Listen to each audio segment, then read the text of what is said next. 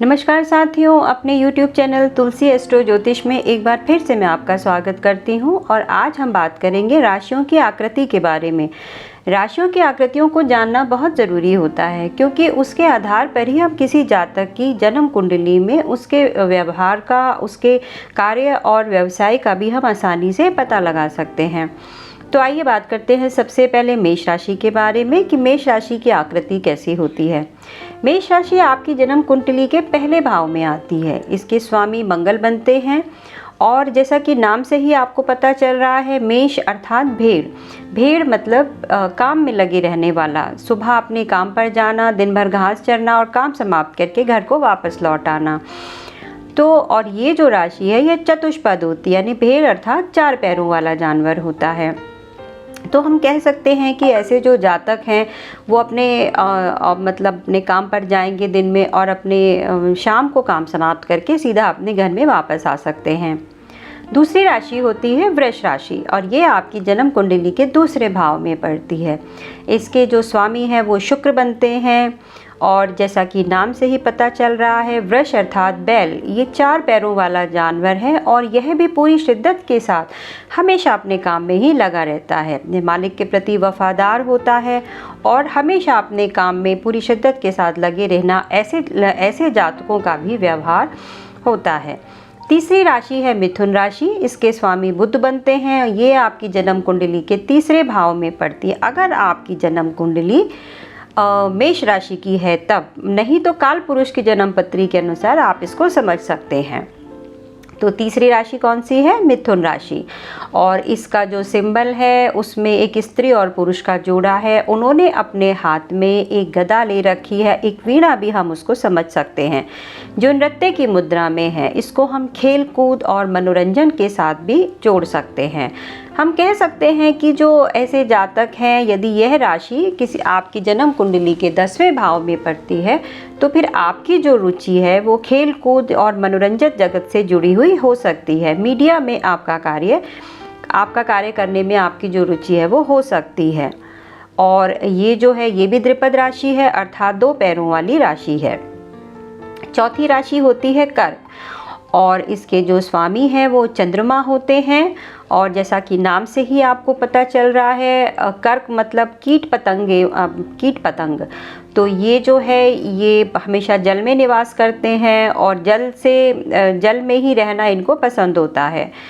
तो हम इसको इस तरह भी समझ सकते हैं कि यदि यह राशि आपकी जन्म कुंडली के 10वें भाव में पड़ रही है तो फिर आप जल से जुड़े हुए कामों में जा सकते हैं। जैसे मान लीजिए नेवी का कार्य है, समुद्र तट से जुड़े हुए कार्य हैं, या दूध और तरल पदार्थों से जुड़े हुए काम हैं। अर्थात हम इसको इस तरह समझ सकते हैं कि जल और तरल पदार्थ या लिक्विड से संबंधित कोई भी कार्य जो है वो उसमें आपकी रुचि हो सकती है।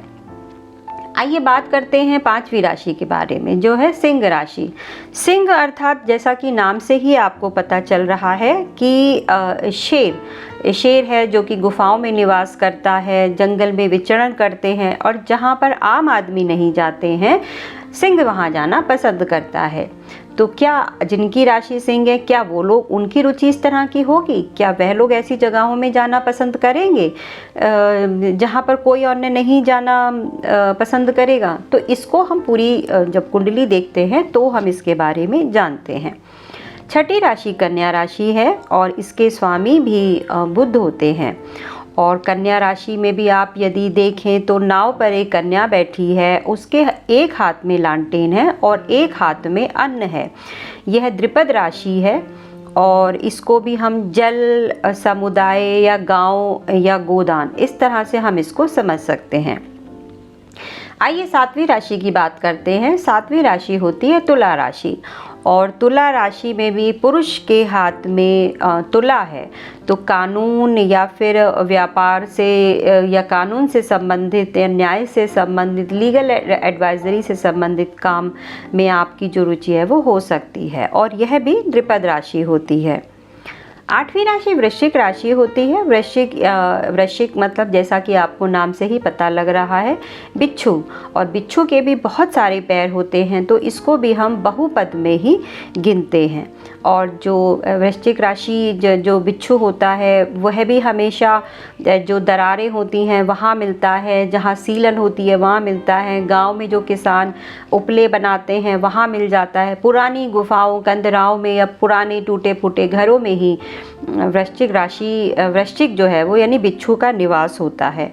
तो क्या आप भी इस तरह का कोई कार्य करना पसंद करेंगे? जी हाँ, आप ऐसे बहुत सारे कार्यों में आप जा सकते हैं जिसमें इस तरह का जो छुपे हुए कार्य होते हैं उनमें आप मान लीजिए खुफिया विभाग है इस तरह के, या पुलिस है, तो ये कार्य आप कर सकते हैं।